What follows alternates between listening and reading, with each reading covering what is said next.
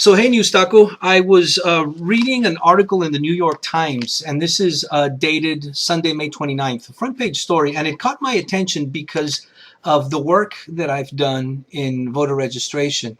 Once you do voter registration on a large scale, your sensitivity, your eyes and ears are open to stories having to do with that because we understand the implications to a very large extent.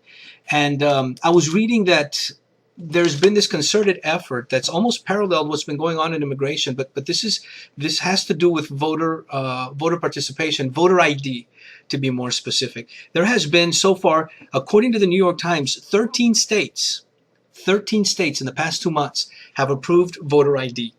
This is where when you go vote, you have to have a proof of who you are, a picture proof, more than likely something that's been issued by the government, driver's license, something to that effect.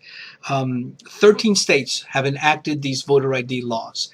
The most recent being Texas. Governor Rick Perry of Texas and Governor Scott Walker of Wisconsin signed laws just last week, the last week of the month of May, enacting these voter ID laws. Now, what this does is it hampers the ability of many people to be able to vote, even though that's a huge source of contention, because the people that approve these, the Republicans that approve these laws, are saying that voter ID is about truth in voting. It's about trying to curb fraud in voting. But what's interesting is that in 2008, between 2002 and 2008, in the state of Texas, there was a committee that was looking at fraud in voting.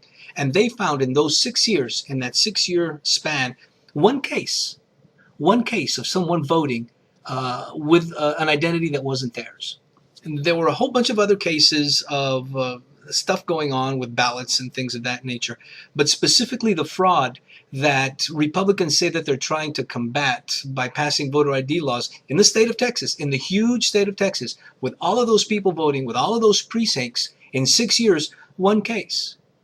It seems to me that that's not really what they're after. And that's because people who more than likely will not have an ID, the elderly, the young, people of lower economic status, because maybe they don't drive, they ride a bus to work.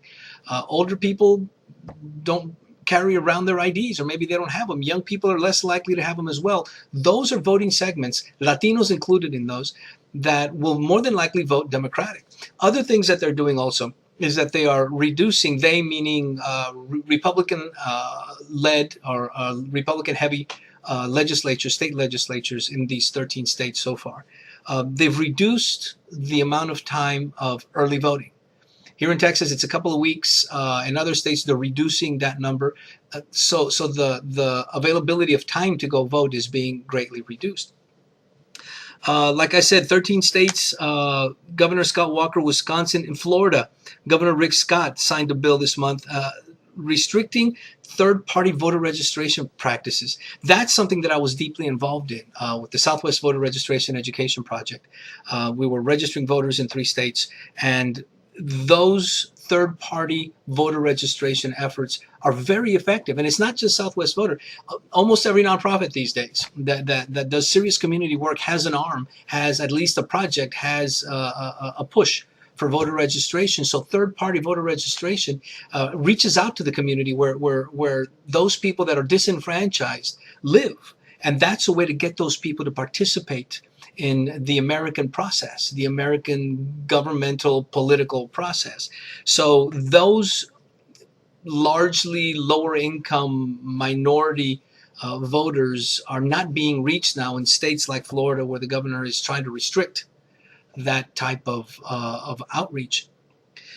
This doesn't help our country because it keeps people out of the process. And what's really disgusting about this is that this is done in the guise of trying to uphold the law and trying to stop voter fraud, which is exactly what it's not doing.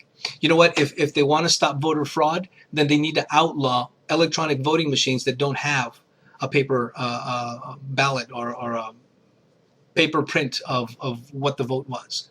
Because once those votes, well, it's a long story with electronic ballots, but there is an easier and more efficient way to commit fraud in voting through electronic voting machines than there is in trying to organize people in street corners and everywhere else to go and vote on false pretenses or with false ID or pretending to be someone they're not. It just takes more work to do it that way. So I'd like to see a parallel, maybe outlaw these electronic voting machines like we have here in Bexar County, in San Antonio. You go and you vote, and once you vote, you have no idea how that vote's going to be counted. There's nothing palpable to take with you to say, look, this is how I voted. Anything can happen to that vote. I think there's a greater risk of fraud in that sense than there is in this so-called trying to reduce voter fraud through voter ID. 13 states so far, and this seems to be growing, parallel to what's happening with the immigration issue, which is they're taking this issue down to the state level. It's happening with voter ID, and we all need to keep very close attention to it. More on this later. Nos vemos.